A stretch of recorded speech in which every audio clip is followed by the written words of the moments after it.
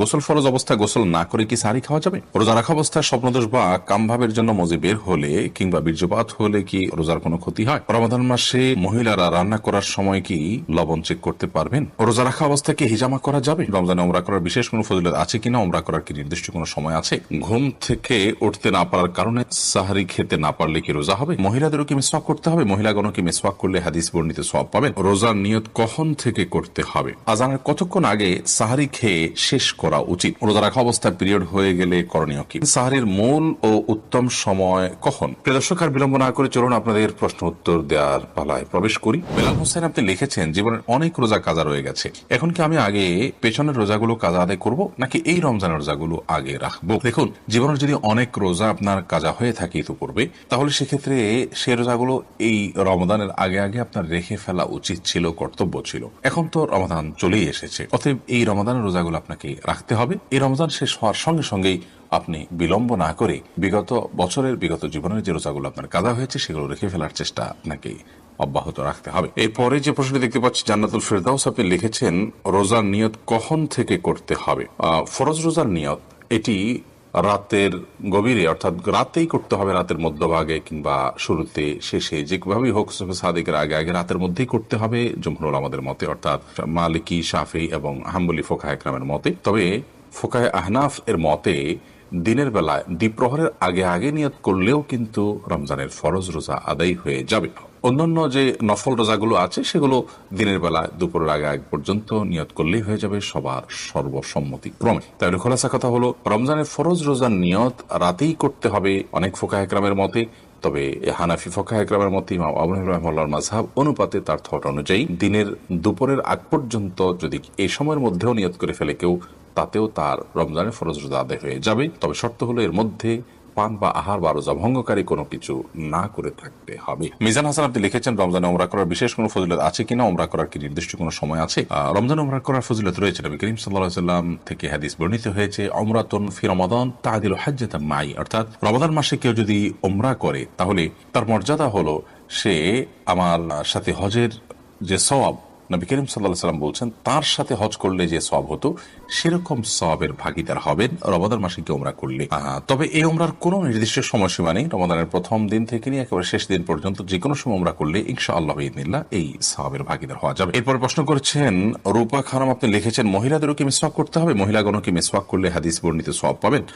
এর উত্তর হলো, মহিলাগণ মিসওয়াক করতে পারবেন, বরং করা উচিত। নবী করিম সাল্লাল্লাহু আলাইহি ওয়াসাল্লামের যে সমস্ত নির্দেশনা পুরুষদের জন্য বিশেষভাবে নয়, পুরুষদেরকে নির্দিষ্ট করে তিনি বলেননি, সেটা নারী পুরুষ সকলের জন্য প্রযোজ্য। মিসওয়াকের ক্ষেত্রে নবী আলাইহিস সালামের যে হাদিসগুলো সেগুলোকে আমরা ঘাটলে দেখি, সেই হাদিসগুলোতে তিনি নারী বা পুরুষকে আলাদা করে মেনশন করে বলেননি যেটা অমুকদের জন্য প্রযোজ্য, বরং তিনি সাধারণভাবে বলেছেন বিধায় নারী পুরুষ সকলের জন্য প্রযোজ্য। তাছাড়া মিসওয়াকের যে উপকারিতা সেটা পুরুষদের উপর যেরকম বর্তায় নারীদের উপর একইভাবে বর্তায়, বিধায় তারাও অধিক পরিমাণে মেসওয়াক করবেন। মেসওয়াকের যে জায়গাগুলো আছে সেগুলোতে মেসওয়াক অধিক পরিমাণে করবেন। মেসওয়াক বিষয়ে আমাদের একটা ভিডিও বক্তব্য আছে, কোন কোন জায়গায় মেসওয়াক করতে হবে, 7টি জায়গায় মেসওয়াক করার কথা বিভিন্ন হাদিস থেকে আমরা জানতে পারি, সেগুলোকে আমরা একত্র করে দিয়েছি। সেই জায়গাগুলোতে একজন পুরুষ যেমন মেসওয়াক করার চেষ্টা করবেন, একজন নারীও তার মতো করে মেসওয়াক করার চেষ্টা করবেন। রমাদান মাসে সিয়াম রেখে দিনের বেলা মেসওয়াক করা যায়। নবী করিম সাল্লাল্লাহু আলাইহি ওয়াসাল্লাম এত বেশি সংখ্যক মেসওয়াক করেছেন রমজান মাসে রোজা রেখে যে আয়েশা রাদিয়াল্লাহু তাআলা বলেছেন গুণে শেষ করা কঠিন হবে।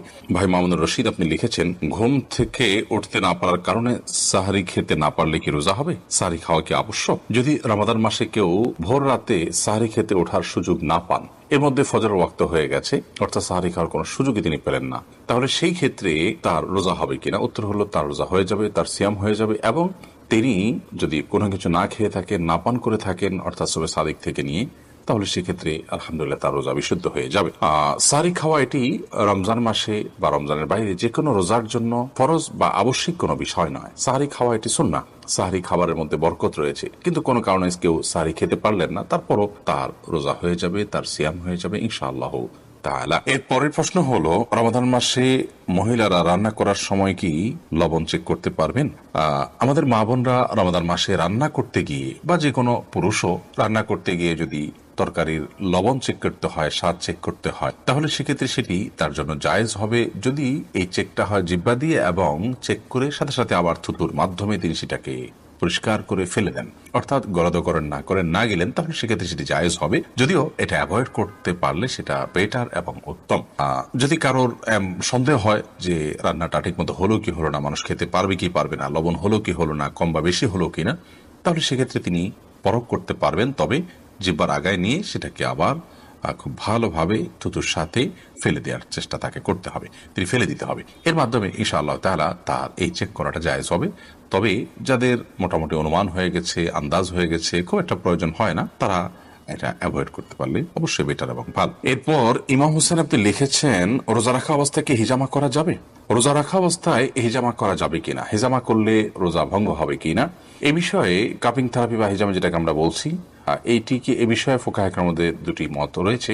বেশিরভাগ ফোকাহ একরামের মতেই হেজামা করলে রোজা ভঙ্গ হবে না, কারণ আবু সাঈদ খুদরি রাদিয়াল্লাহু তাআলা বর্ণিত সেই প্রসিদ্ধ হাদিসটি থেকে আমরা জানতে পারি নবী করিম সাল্লাল্লাহু আলাইহি ওয়াসাল্লাম রোজা রাখা অবস্থায়, সিয়ামরত অবস্থায় তিনি হিজামা গ্রহণ করেছেন, অতএব এটি রোজা ভঙ্গ করবে না।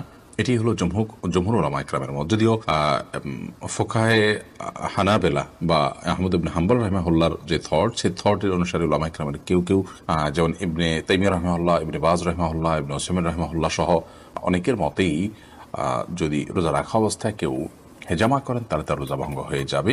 এবং এক্ষেত্রে তারা সেই হাদিস দিয়ে দলিল দিয়ে থাকেন যে হাদিসের নবী আলাইহিস সালাম বলেছেন, আফতার আল হাজিমু ওয়াল মাহজুম। সেই হাদিসের অনেক ব্যাখ্যা, অনেক বিশ্লেষণ, অনেক আপনার জবাব প্রথমত উলামা ইকরাম দিয়ে থাকেন। যাই হোক, তো খোলাসা কথা হলো যে জমহুর বা সংখ্যাগরিষ্ঠ আমাদের মতে হিজামা করলে রোজা ভঙ্গ হবে না। এরপরে প্রশ্ন করেছেন শাহেদ আলী, আপনি লিখেছেন, রোজা রাখা অবস্থায় স্বপ্নদোষ বা কামভাবের জন্য মজি বের হলে কিংবা বীর্যপাত হলে কি রোজার কোনো ক্ষতি হয়? রোজার মধ্যে কামভাবের কারণে যদি কারোর মজি বের হয়, যেটাকে আঠালো কিছুটা আঠালো পানির মতো যে পদার্থ যদি বের হয়, তাহলে সেক্ষেত্রে তার ফলশ্রুতিতে রোজা ভঙ্গ হবে না। বীর্যপাত যদি হয় এবং সে বীর্যপাত যদি হয় উত্তেজনার সাথে, তাহলে সেক্ষেত্রে সে রোজা ভঙ্গের কারণ হবে, সেটি হস্তমৈথুনের মাধ্যমে হোক বা অন্য কোনো কামভাবের কারণে, কোনো যৌন বিষয়ক চিন্তা ভাবনার কারণে বা এ জাতীয় কোনো আচরণের কারণে যদি আপনার কামভাবের সাথে উত্তেজনার সাথে যদি বীর্যপাত হয়, তাহলে তার ফলে রোজা ভঙ্গ হবে। আর যদি কারোর অসুস্থতার কারণে বীর্যপাত হয়, শারীরিক কোনো দুর্বলতার কারণে অথবা স্বপ্নদোষের কারণে, তাহলে তার কারণে রোজা ভঙ্গ হবে না। তবে মজি যেটা কিছুটা আঠালো পানির মতো, সেটি বের হওয়ার ফলে, যেটা বীর্য নয়, শুভ্র সাদা নয়, সেটি বের হওয়ার ফলে রোজা ভঙ্গ হবে না। তবে সেটি বের হলে অজু ভঙ্গ হবে। তবে রোজা রেখে আপনার মজি বের হতে পারে এরকম কোনো চিন্তা ভাবনা, কল্পনা বা আচরণ থেকে বিরত থাকা উচিত। সিয়ামের যে মৌলিক লক্ষ্য আছে সেই লক্ষ্য সাধনের স্বার্থে এবং প্রয়োজনে। বাইয়েন আক্তার, আপনি লিখেছেন, রমজানের রোজা রাখলে শুধু 1 বছরের গুনাহ মাফ হবে নাকি জীবনের পেছনের সকল গুনাহ মাফ হবে? বোন বাইয়েন আক্তার, নবী করিম সাল্লাল্লাহু আলাইহি ওয়াসাল্লাম বলেছেন, মান সামা রমাদান ঈমানান ওয়া ইহতিসাবা, যে ব্যক্তি রমাদান মাস ব্যাপী রোজা রাখবে ঈমানের সাথে, ইখলাসের সাথে, নিষ্ঠার সাথে, গফিরা লাহু মা তাকাদ্দামা মিন যামবিহি, তার পেছনের সমস্ত গুনাহ মাফ করে দেওয়া হবে। এই হাদিস থেকে বোঝা যায় গোটা জীবনের গুনাহ আল্লাহ তাআলা মাফ করবেন, 1 বছরের নয়। তবে হ্যাঁ, এখানে গুনাহ মাফ বলতে ছোট ছোট গুনাহের কথাই বোঝানো হয়েছে, কারণ বড় গুনাহ এবং কাবিরা গুনাহ যেগুলো, সেগুলো তওবা ছাড়া মাফ হবে না। বিধায় সিয়াম যদি রাখার পাশাপাশি আপনি তওবায়ে নাসুহা করতে পারেন, সিয়ামের যে বার্তা সেটা যদি আপনি ক্যাচ করতে পারেন, টেক করতে পারেন, ধরতে পারেন, এবং সেটা ধরে যদি আপনি পেছনের সমস্ত কৃতকর্মের জন্য লজ্জিত হয়ে আল্লাহর কাছে ক্ষমা প্রার্থনা করে ভবিষ্যতে আর এই সমস্ত পাপাচারে লিপ্ত হবেন না মর্মে সংকল্প করেন, তাহলে এটি তাওবা হয়ে গেল। এরকমভাবে যদি আপনি সিয়াম পালন করতে পারেন, তাহলে সগীরা কবিরা সব গুনাহ মাফ হবে ইনশাআল্লাহ তাআলা। সাইফুল আলম, আপনি লিখেছেন, তারাবি পড়ানোর পর বিনিময় নিতে পারবো কি? তারাবি পড়ানোর পর যদি বিনিময় গ্রহণ করেন, তাহলে সেক্ষেত্রে ইমামতের বিনিময় গ্রহণ করা যায়, সেই হিসাবে আপনি নিতে পারেন। তবে খতম তারাবিতে কোরআন কারীমের খতমটাই হলো মুখ্য। কোরআন শুনিয়ে তার বিনিময়ে টাকা নেওয়াকে উলামা ইকরাম নাজায়েজ বলেছেন, যার কারণে খতম তারাবির বিনিময়ে টাকা গ্রহণ করাকে উলামা ইকরাম জায়েজ বলেন না। তবে এক্ষেত্রে ওয়াক্তিয়া নামাজেরও যদি ইমামতের দায়িত্ব নেন, ওয়াক্তিয়া সালাত যেগুলো আছে সেগুলোর ইমামতের দায়িত্ব নিলেন, যে আপনি প্রতিদিন এশার সালাতে আপনি পড়াবেন পুরো মাস জুড়ে, তাহলে সেই হিসাবে আপনার একটা বেতন ধার্য হলো। সেই বেতনের আলোকে আপনি সেই দায়িত্বের আলোকে আপনি বেতন নিলেন, সেটিকে জায়েজ বলেছেন উলামা ইকরাম। একটু জটিল এটার উপরে আমল আমাদের সমাজে নাই বললে চলে। সব মসজিদে আমরা খতম তারাবি পড়াই এবং তার বিনিময় দেই। তো এখানে যদি খতমটা মুখ্য, তেলাওয়াতের বিনিময় নেওয়া এবং দেওয়া যেহেতু নাজায়েজ, সেজন্য এই বিষয়টি নিয়ে আমাদের একটু ভাবতে হবে, আরেকটু আমাদের বিবেচনা করতে হবে। মাজিদুর রহমান আপনি লিখেছেন, ইনসুলিন বা ইনজেকশন নিলে কি রোজা ভেঙে যায়? ইনসুলিন বা ইনজেকশন নিলে রোজা ভঙ্গ হয় না। বিশেষ করে যে ইনজেকশন আমাদের চামড়ার নিচে বা সামান্য মাংসপেশিতে যায়, যেটা আমাদের পাকস্থলিতে যায় না, খাদ্যের কাজ দেয় না, পানীয়ের কাজ দেয় না, খাদ্য বা পানীয়ের সাথে সাদৃশ্য হয় না, সেরকম ইনজেকশন যেটা শুধুমাত্র আপনার চামড়ার নিচে ইনজেক্ট করা হয় কিংবা আপনার মাংসপেশিতে ইনজেক্ট করা হয় এবং সেটাতে আপনার মেডিসিন থাকে সামান্য পরিমাণে, বা যেখানেই হোক ইনজেক্ট করা হয়, সেটা পাকস্থলিতে অন্তত যায় না। তো এই ইনজেকশন এবং আপনার ইনসুলিন এগুলোর কারণে রোজা ভঙ্গ হবে না। এটাই বিশুদ্ধতর মত এবং সংখ্যাগরিষ্ঠ উলামা ইকরাম, আরব আজম সবারই মত বলতে গেলে। সেই হিসাবে টিকাও এটা রোজা ভঙ্গের কারণ না। টিকা নিলেও রোজা আপনি থাকবে আপনার রোজা। তবে যেই ইনজেকশন আপনার খাদ্য বা পানীয়ের কাজে, ধরুন গ্লুকোজ আছে, এরকম গ্লুকোজের যে স্যালাইন আছে যদি আপনি গ্রহণ করেন, তাহলে তার ফলে রোজা ভঙ্গ হয়ে যাবে, কারণ এটা খাদ্য এবং পানীয়ের কাজ দিয়ে থাকে। সাকিব হাসান আপনি লিখেছেন, গোসল ফরজ অবস্থায় গোসল না করে কি সাহরি খাওয়া যাবে? যদি কারোর গোসল ফরজ হয়, তাহলে গোসল ফরজ অবস্থায় যদি আপনি সাহরি খেয়ে নেন, এই কারণে যে এখন গোসল করতে গেলে সাহরি খাওয়ার সময় আর থাকবে না, অথবা যে কারণেই হোক না কেন যে আমি পরে গোসল করব, তাহলে তার ফলেও সিয়াম হয়ে যাবে, কোনো অসুবিধা নেই। তবে অবশ্যই ফজরের সালাত আদায়ের প্রয়োজনে ফজরের সালাতের আগে আপনাকে ফরজ গোসল করতে হবে। কিন্তু গোসল ফরজ হওয়া অবস্থায়, অর্থাৎ শরীর অপবিত্র অবস্থায় যদি কেউ খাদ্য গ্রহণ করেন এবং সাহরি খেয়ে ফেলেন বা রোজা নিয়ত করেন, তাতেও রোজা হয়ে যাবে, সাহরি হয়ে যাবে, কোনো অসুবিধা নেই। যদিও গোসল করে তারপরে খেতে পারলে সেটা উত্তম, তা বলাই বাহুল্য। তানজিনা আপনি লিখেছেন, রোজা রাখা অবস্থায় পিরিয়ড হয়ে গেলে করণীয় কি? পিরিয়ড যদি হয়ে যায়, তাহলে ওই দিনের যে সিয়ামটা আছে, ওই সিয়ামটা আপনাকে পরবর্তীতে রমজানের পরে রেখে দিতে হবে। আর পিরিয়ড হয়ে গেছে, এখন আপনি অন্য রোজাদার সামনে আপনি খাদ্য গ্রহণ ইত্যাদি থেকে বঞ্চিত থাকবেন এবং ওইভাবে পার করবেন। মাজেদ মুন্সি আপনি লিখেছেন, সাহরির মূল ও উত্তম সময় কখন? আজানের কতক্ষণ আগে সাহরি খেয়ে শেষ করা উচিত? দেখুন, সাহরির মূল এবং উত্তম সময় হলো রাতের শেষ প্রহর, রাতের 3 ভাগের শেষ ভাগ বলতে পারেন, এবং বিশেষ করে আজানের অন্তত 10-15 মিনিট আগে সাহরি খেয়ে শেষ করবেন। এটি হলো সবচেয়ে উত্তম সময় সাহরির জন্য। যদি আপনি তার একটু আগে খেয়ে ফেলেন, তাতেও সাহরির যে সওয়াব সেটি আদায় হয়ে যাবে। সাহরির ক্ষেত্রে বেশ অনেকগুলো জিজ্ঞাসা আছে, একটা ভিডিও ক্লিপ আছে আমাদের, সেখানে আমরা সাহরি সম্পর্কিত কমন 10টি প্রশ্নের উত্তর দেওয়ার চেষ্টা করেছি। সেই ভিডিওটি দেখে নিলে আশা করি এই বিষয়ে সমস্ত জিজ্ঞাসাগুলো আপনার সমাধান পেয়ে যাবেন। তবে মৌলিকভাবে এটুকু বলে রাখি যে রাতে আপনি ঘুম থেকে ওঠার পর দুপুর রাত থেকে, অর্থাৎ মাঝরাত থেকে নিয়ে ভোর রাত একটা ফজর আজানের আগ পর্যন্ত, সবে সাদেকের আগ পর্যন্ত যে কোনো সময় আপনি খেলেই সেটা সাহরি হিসাবে বিবেচিত হবে, বিশেষ করে ভোর রাতে, রাতের শেষ প্রহরে 1/3 ভিতরে শেষ অংশে। আর একেবারে শেষের দিকে খাওয়াটা হলো উত্তম সওয়াবের কাজ, সুন্নাহ, বিশেষভাবে ফজিলতপূর্ণ। তবে একেবারে শেষের দিকের মানে এই নয় যে আজান হচ্ছে ভাব ঠিক সেই মুহূর্তে আপনি খেলেন, অর্থাৎ সবে সাদেকের ঠিক সঙ্গে সঙ্গে বা ওই টাইমের কাছাকাছি সময়ে আপনি খেলেন, এটি কিন্তু উত্তম নয়। বরং নবী করিম সাল্লাল্লাহু আলাইহি ওয়াসাল্লাম সাহরি খেয়ে শেষ করার পর সম্ভবত 100টি আয়াত তেলাওয়াত করার মতো সময় তার হাতে থাকতো। সে বিষয়টি আমাদের মাথায় থাকা উচিত।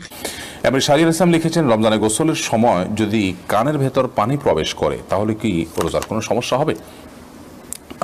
সামান্য পানি যদি কানের ভিতর যায় এবং সেটা যদি আপনি ঝেড়ে ফেলে দিতে পারেন, সেটা যদি আপনার থাকে, তাহলে ইনশাআল্লাহ রোজা হয়ে যাবে, রোজার ক্ষতি হবে না। আব্দুল্লাহ হাফসা আপনি লিখেছেন, সংসারে অনেক বিষয় নিয়ে স্বামীর সাথে অনেক রাগারাগি করে ফেলি, আমি কি গুনাহগার হব? একসাথে চলতে গেলে দুনিয়াতে কখনো কোনো বিষয় নিয়ে রাগারাগি বা আপনার মনোমালিন্য হতে পারে, কথা কাটাকাটি হতে পারে, কিন্তু সেটা অমুসলিম সুলভ যেন না হয়। অর্থাৎ মুসলমানের যে চরিত্র, সেই চরিত্রের সীমা যেন অতিক্রম না করে, গালমন্দ যেন না হয়, কটূক্তি যেন না হয়, পার্সোনাল অ্যাটাক যেন না হয়, মুখের ভাষা যেন খারাপ করা না হয়। এগুলো যদি না হয়, তাহলে সেক্ষেত্রে ইনশাআল্লাহ বিইذনিল্লাহ এর কারণে বড় কোনো গুনাহ হবে না।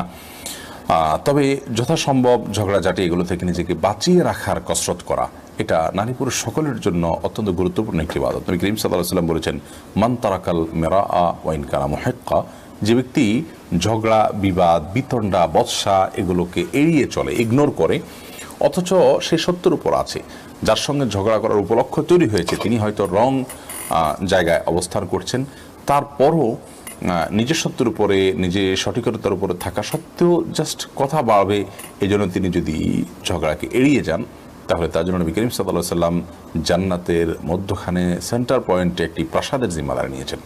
আর এই কারণে ঝগড়া বিবাদ এড়িয়ে চলা এটা ইমানদারের উত্তম আখলাকের অংশ।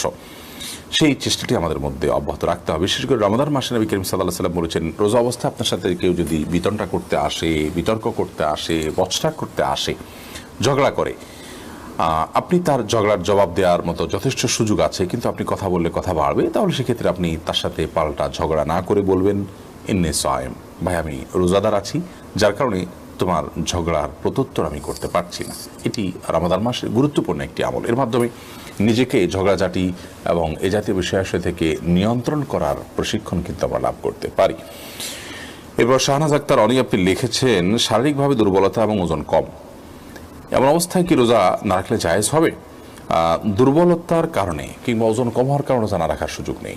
যদি আপনার শারীরিক অবস্থা এবং কন্ডিশন এরকম হয়, রোজা রাখলে আপনি হয় মৃত্যুর মুখে পতিত হওয়ার আশঙ্কা আছে, কিংবা আপনার কোনো স্থায়ী রোগ হয়ে যাওয়ার আশঙ্কা আছে, কোনো অঙ্গহানি হয়ে যাওয়ার আশঙ্কা আছে, এরকম সিরিয়াস পর্যায়ের যদি অসুস্থতা হয়, অসহনীয় পর্যায়ের হয়, তাহলে সেক্ষেত্রে আপনি রোজা না রাখার সুযোগ আছে।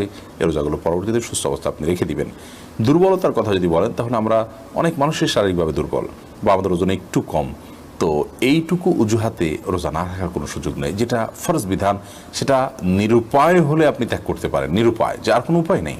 তো দুর্বল হলে তিনি রোজা রাখলে মরে যাবেন এবং উপায়হীন হয়ে যাবেন, ব্যাপারটি সেরকম নয়। তো সাধারণ অবস্থাতে বা সাধারণ দুর্বলতার কারণে কিংবা সাধারণত ওজন একটু কম হওয়ার কারণে এই অজুহাতে রোজা না রাখার বা রোজা ভাঙার কোনো সুযোগ নেই। তবে হ্যাঁ, দুর্বলতা যদি চরমে পৌঁছায় এবং ওজন কম হয়ে যদি এই পর্যায়ে চলে যায়, অনেকের অসুস্থজনিত কারণ হয়ে যায় যে অস্বাভাবিকভাবে ওজন কমে গেছে, এবং এই অবস্থায় তার রোজা রাখলে জীবন হুমকির মধ্যে পড়তে পারে, তাহলে সেক্ষেত্রে তিনি রোজা না রেখে পরবর্তী দিক কখনো যখন সুস্থ হবেন তখন এই রোজাগুলো রেখে দিলেও চলবে। শায়লা মাজিদ আপনি লিখেছেন, ইফতার কি সূর্যাস্তের সঙ্গে সঙ্গে নাকি আজানের পরে করতে হয়? ইফতারের সুন্নাহসম্মত মেনু কি? এছাড়া কি রোজা হবে না? প্রথম কথা হলো, সূর্যাস্তের পরপরই আপনি ইফতার করতে পারবেন, আজান হওয়ার পর ইফতার করবেন ব্যাপারটি এরকম নয়।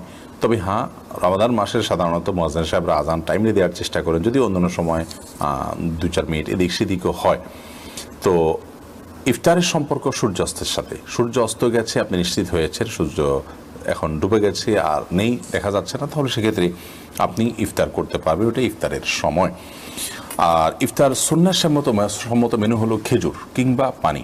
বিভিন্ন হাদিস থেকে আমরা জানতে পারি নবী করিম সাল্লাল্লাহু আলাইহি ওয়াসাল্লাম খেজুর দিয়ে ইফতার করতে, বিশেষ করে কাঁচা আদা পাকা যে খেজুর আছে, রুতাব বলা হয়, এগুলো দিয়ে। তো এগুলো হোক বা সাধারণ খেজুর হোক, সেটা দিয়ে ইফতার করা সুন্নাহ। আর যদি খেজুরের ব্যবস্থা না থাকে কারণ, তাহলে পানি দিয়ে ইফতার করাটা হলো সুন্নাহ। আর ইফতার ছাড়া রোজা হবে না এরকম কোনো কথা নেই, ইফতার ছাড়াও রোজা হবে। আর এগুলো ছাড়া অন্য কোনো কিছু দিয়ে আপনি রোজা ভাঙলেন, যেমন আপনি বুট মুড়ি খেলেন বা অন্য কিছু খেলেন, তাতে আপনার রোজা হয়ে যাবে ইনশাআল্লাহ বিদিনিল্লাহ, কোনো অসুবিধা নেই। কেউ আজকাল শুনছি বলছেন যে বুট খাওয়া বিদআত হবে। বুট খাওয়া বিদআত হওয়ার কোনো কারণ নেই, এটি একটা মুবাহ কাজ, কেন এটা বিদআত হতে যাবে? যদি এটাকে কেউ ইবাদত মনে করতো যে বুট খেলে সওয়াব হবে বা বুট খাওয়া রমজানের আমলের অংশ, এরকম কেউ মনে করলে সেটি বিদআত হতো, কিন্তু এরকমটি কোনো মানুষই মনে করে না। এটা অন্য 10টি খাবারের মতো একটি খাবার, হয়তো কোনোভাবে আমাদের সমাজে প্রচলিত হয়ে গেছে, বিধায় আমরা এটা খাই, অথবা এটি খেলে কোনো বিদআত হবে, গুনাহ হবে, এমনটি মনে করার কোনো কারণ নেই। সাইফুল ইসলাম জুয়েল আপনি লিখেছেন, আমি ডায়াবেটিস রোগী, ডাক্তার আমাকে পরামর্শ দিয়েছেন ইফতারের আগে আমি রক্তের সুগার পরীক্ষা করতে হবে, এদিকে আমার রোজার কোনো সমস্যা হবে? ভাই সাইফুল ইসলাম, এতে আপনার রোজার কোনো ক্ষতি হবে না। রোজার আপনার ইফতারের আগে আপনি সুগার পরীক্ষা করতে পারেন, এমনকি ইনসুলিনও নিতে পারেন, যেমনটি একটু আগে আমরা বলেছি। আপনি এরপর মার্জি আপনি লিখেছেন, দুরুদ, দোয়া, জিকির এগুলো করার সময়ও কি মাখরাজ মদ গুনা ঠিক মতো রাখতে হবে? রাতে ঘুমানোর আগে যে আমলগুলো আছে, যেমন সূরা মুলক পড়া, এগুলো শুয়ে শুয়ে ওযু ছাড়া মোবাইল দেখে দেখে পড়লে সওয়াব হবে কিনা? শেষের অংশের উত্তর আগে দেই। সূরা মুলক বা অন্যান্য যে তেলাওয়াতগুলো আছে, রাতের আমল শোয়ার সময় করতে হয় কিংবা সকাল সন্ধ্যা করতে হয়, এগুলো যদি আমরা মোবাইল অ্যাপ থেকে দেখে দেখে পড়ি, তাতে ওযু না থাকলেও কোনো অসুবিধা নেই, এগুলো পড়া যাবে। এমনকি শুয়ে শুয়ে যদি আপনি পড়েন তাতেও হয়ে যাবে। নবী করিম সাল্লাল্লাহু আলাইহি ওয়াসাল্লাম আয়েশা রাদিয়াল্লাহু তাআলার কোলে মাথায় রেখে বা হেলান দিয়ে তার সাথে তারপরে তিনি কোরআন কারীমের তেলাওয়াত করেছেন। তো এরকম পরিস্থিতিতে যেহেতু কোরআন তেলাওয়াত করা জায়েজ, অতএব শুয়ে শুয়ে যদি তেলাওয়াত করেন সেটিও জায়েজ আছে। এটাতে কোরআনের অসম্মান করা, অবজ্ঞা করা, অবমাননা করা, অপমান করা উদ্দেশ্য তার থাকে না, বরং তার সহজীকরণের জন্য তিনি এটি করে থাকেন, বিধায় এটি কোনো নাজায়েজ বা গুনাহের বিষয় নয়। আর প্রথম অংশের উত্তর হলো যে দোয়া, জিকির এবং এ জাতীয় যেগুলো আছে, এগুলো পড়ার সময় মাখরাজ এবং মদগুন্না বহু কোরআন তেলাওয়াতের মতো করে করতে হবে, এমনটি আবশ্যক নয়। অনেক ওলামায়ে কেরাম বলেছেন এটি না করাই উত্তম, অর্থাৎ কোরআনকে আপনি যেভাবে তেলাওয়াত করেন সেখানে যেরকম মাখরাজ, গুন্না, মদ এই সবগুলোকে আপনি পারফেক্টলি করার চেষ্টা করছেন, অন্য সাধারণ দোয়া দুরুদ বা সাধারণ জিকিরের সময় আপনি এটা করবেন না, যাতে করে কোরআনের সাথে অকোরআনের একটা পার্থক্য রেখা সৃষ্টি হয়ে যায়। আপনি যদি এটাকে কোরআনের মতো করেই পড়েন তাহলে মানুষ এটাকে কোরআন মনে করতে পারে, এটি একটি ভুলের জায়গা মানুষকে নিয়ে যেতে পারে। সেজন্য অনেক ওলামা ইকরাম বরং কোরআনের মতো হুবহু তাজবিদের সাথে মদ, গুন্না, মাখরাজ ইত্যাদির সাথে দোয়া দুরূদ জিকির পড়তে তারা নিষেধ করেছেন। তবে হ্যাঁ, মৌলিকভাবে আরবি উচ্চারণের যে নীতিমালা আছে সেটি তো দোয়া দুরূদ জিকিরের ক্ষেত্রে লক্ষ্য রাখতে হবে। হা, আইন এবং মদ, গুন্না মৌলিকভাবে যেটুকু না হলে সেটুকু তো করতেই হবে। কোনো কোনো ক্ষেত্রে মদ না করলে অর্থাৎ টেনে না পড়লে অর্থ বিকৃত হয়ে যায়। যেমন লাম আলিফ জবর, লা মানে না, একটু টেনে পড়বেন তার অর্থ হবে না, আর লামের উপরে শুধু জবর হবে তার মানে হলো লা। শুধু লা হলে তার অর্থ হয় ইতিবাচক অর্থে এবং অবশ্যই এবং সন্দেহাতীতভাবে বা গুরুত্বের সাথে ইতিবাচক অর্থ দেয় শুধু লাম জবর লা বেশিরভাগ ক্ষেত্রে। যদিও লাম আলিফ জবর লা হলে তার অর্থ হয় না, সম্পূর্ণ নেতিবাচক ভিন্ন জিনিস। এই জন্য একটু টানার কারণে হেরফের হয়ে যায়। তো আরবির মৌলিক যে বিষয়গুলো আছে সেগুলোকে লক্ষ্য রেখে আপনাকে জিকির আজকার আপনার দোয়া দুরূদ পড়লেই চলবে। কোরআনের মতো হুবহু 3 আলিফ 5 আলিফ গুন্না এগুলো করতে হবে এমনটি আবশ্যক নয়। তাসকিয়া জিম আপনি লিখেছেন, শুক্রবার বা সোমবার রোজা রাখলে কি ফরজ রোজার পাশাপাশি নফল রোজারও সওয়াব পাওয়া যাবে? জুমাবার বা সোমবার যদি কেউ রোজা রাখেন রমজানের বাইরে, তাহলে সেই ক্ষেত্রে আপনার রমজানে যদি কেউ শুক্রবার বা সোমবার রোজা রাখেন তাহলে সেক্ষেত্রে সোমবার রোজা রাখার যে সওয়াব আছে সেই সওয়াবটি আদায় হবে তখন যদি তিনি নিয়মিত সোমবার রোজা রাখে থাকেন এবং রমজান না হলে তিনি এই দিন রোজা রাখতেন, তাহলে আশা করা যায় আল্লাহ তাআলা এই বারে সিয়ামের সওয়াব তাকে দিবেন। আর জুমাবারে রোজা রাখার তো বিশেষ কোনো নির্দেশনা নয়, বরং শুধু জুমাবারে রোজা রাখা তো হাদিসে নিষেধ, এই সপ্তাহে ঈদের দিন। অতএব এটি জায়গায় আমরা বৃহস্পতিবার উল্লেখ করতে পারি, বৃহস্পতিবার এবং সোমবার এই দিনগুলোতে রোজা রাখা সুন্নাত। তো রমজান মাসে বৃহস্পতি সোম তো রোজা তো আপনার অটোমেটিকলি রাখা হয়ে যাচ্ছে, তাহলে তিনি রমজানের ফরজ রোজা আদায়ের সওয়াব পাচ্ছেন, আবার সোম বৃহস্পতি রোজা রাখার যে সুন্নাত সেটাও কি পাচ্ছেন কিনা? উত্তর হলো অন্যান্য সময় তিনি যদি এই রোজাগুলো রেখে থাকেন এবং এক্ষেত্রেও তার জেহেনে আছে, তার মনে আছে যে হ্যাঁ তিনি রমজান রোজা তো রাখছেনই, পাশাপাশি সোম বৃহস্পতিবার অতিবাহিত হচ্ছে, সেই হিসাবে তিনি আশা করা যায় আল্লাহ রাব্বুল আলামিনের কাছে এই 2 দিনের যে নফল বা সুন্নত রোজার যে সওয়াব সাপ্তাহিক রোজার সেটাও তিনি লাভ করবেন। মাইনুদ্দিন আপনি লিখেছেন, রমাদান মাসে এশার সালাতের পর 4 বা 6 রাকাত কিয়ামুল লাইল পড়ে ঘুমিয়ে গেলে এবং সাহের আগে আরও 2-4 রাকাত পড়লে সুন্নত আদায় হবে কিনা? তারাবির নামাজ এটা ভেঙে পড়লেও আদায় হয়ে যাবে। ধরুন আপনি রাতে শোয়ার আগে কিছু তারাবির রাকাত পড়েছেন, বাকি রাকাতগুলো ঘুম থেকে উঠে আপনি আবার তেলাওয়াত পড়েছেন, তাতেও আদায় হয়ে যাবে, যদিও একসঙ্গে আদায় করাটাই হলো সাহাবায়ে কেরামের সুন্নাহ। তবে এটাকে ভেঙে ভেঙে আদায় করলেও আদায় হবে, কোনো অসুবিধা নেই। এমডি ওয়াকিল আজম আপনি লিখেছেন, সোনার জাকাত কি প্রতি বছর দিতে হবে? স্বর্ণ, রূপা, নগদ অর্থ, ব্যবসার মাল সহ জাকাত যোগ্য যে সমস্ত সম্পদ আছে সেসব সম্পদ প্রতি জাকাত বর্ষে একবার করে আদায় করতে হবে। বিধায় এটি একবার আদায় করলেই সারা জীবনের জন্য আদায় হয়ে যাবে না, বরং প্রতি বছর